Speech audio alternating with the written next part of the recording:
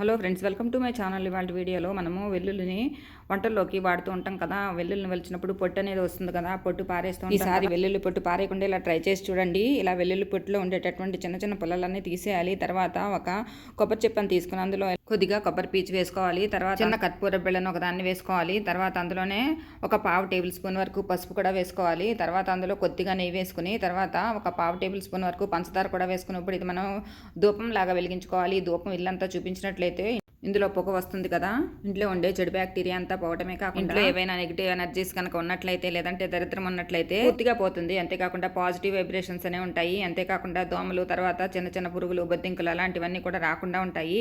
ఈ ఘాటు వాసనల వల్ల ఇల్లంతా కూడా మంచి ఫ్రెష్గా కూడా ఉంటుంది. ఇంకా మిగిలిన వెల్లుల్లి పొట్టుని ఇలా కుండీల్లో మొక్కలు పెట్టుకుంటూ ఉంటాం కదా, మొక్కల్లో కనుక వేసినట్లయితే మనకి మొక్కలు అనేవి చాలా బలంగా పెరుగుతాయి. అంతేకాకుండా మొక్కల్లో ఉండేటటువంటి చీడపెట్టలన్నీ పోతాయి.